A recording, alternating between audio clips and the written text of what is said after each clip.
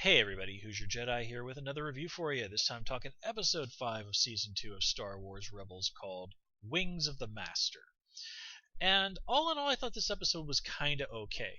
If you're really into those, exciting flying action sequences, okay, this episode is really good on that front. It's also really strong characterization for Hera. We get some more of her backstory.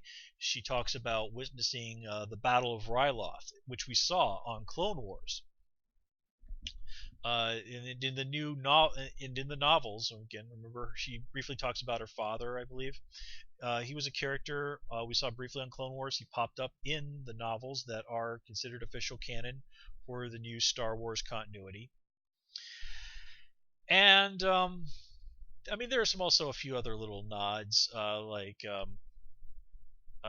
Stack. How do we say that name of that planet? Let me find it here. Shantipole. Yeah, that was the Shantipole project. Was the project set up by Admiral Ackbar to create the B-wing starfighter in the old continuity? I'm reading off TV tropes there. Of course, Quarry is a nod to Ralph McQuarrie, one of the main set designers for Star Wars. So some nice stuff there. But all in all, besides that, the episode kind of felt a little thin. I mean, again, we got lots of nice action.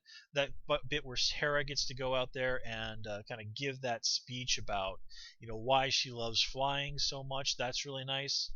Even Agent Kallus gets some nice stuff where we see that we're reminded this guy is very competent and very, very ruthless. Now he does get surprised by the power of the B-wing, but again, this is a prototype. This is something that nobody has ever really seen before.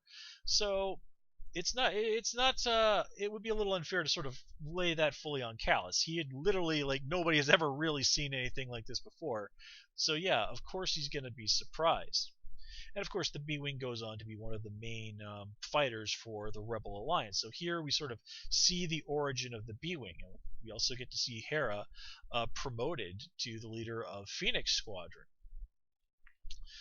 Again, sort of really emphasizing her as an important character, somebody who's an important person in the early days of the rebellion.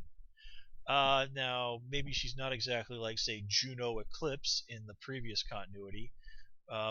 Juno Eclipse was kind of the person who was billed as the first rebel, or it was how she was presented.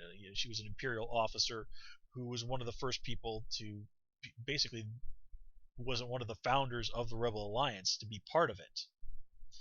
But again, she got tossed from continuity, and well, I guess a lot of people out there aren't quite as big a fans of the Force Unleashed games as I am. Taste is subjective. Anywho, beyond that, I don't really have a huge amount to say. Quarry is one of those characters that I don't know. I just really wasn't impressed with Quarry as a character. I mean, they were trying, I think, a little too hard to make him offbeat and not really what you'd expect from somebody who built the B-Wing. I mean, it was certainly a nice nod that he was a Mon Calamari. Mon Cals are well known in the Star Wars universe for being, excellent shipbuilders, or at least they were in the previous continuity. Here, it looks like they're sort of trying to keep that going. Interesting enough, in the old continuity, the Duros were also very well acclaimed shipbuilders, and of course, Cad Bane is a member of the Duros race. And yeah, I don't really have that much else to say. Nothing particular to say about Sabine and Zeb. I mean, just a little nice comic relief moment from Zeb where he's like, "Hey, wait a minute, isn't that a crashed ship I see there?" And Hera's like, "No, you're seeing things." Kanan and Ezra, again, some okay little moment where Kanan like tries BSing Ezra, and Ezra completely calls him on it. It's like, that's not true, and he's like, "Yeah, I just said that to make myself feel better."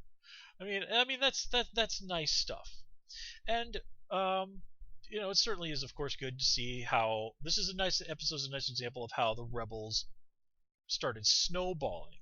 Here's an entire planet full of people who didn't have to starve to death because of the rebels. And that's going to score them some major points in the PR, aka propaganda front, and there's going to be a lot of grateful people on that planet who will be more than happy to help the Rebel Alliance any way they can. So, again, there are definitely nice aspects to this episode, but all in all, I just kind of felt that story-wise things were a little weak. It's not a bad episode by NES standards, but it's not one I'm going to be in any huge rush to watch again. So with that said, guys, I'm going to call it here. As always, please comment, rate, and subscribe. And of course, you can follow me on Twitter at Hoosier Jedi. So next time, take care and have a good one.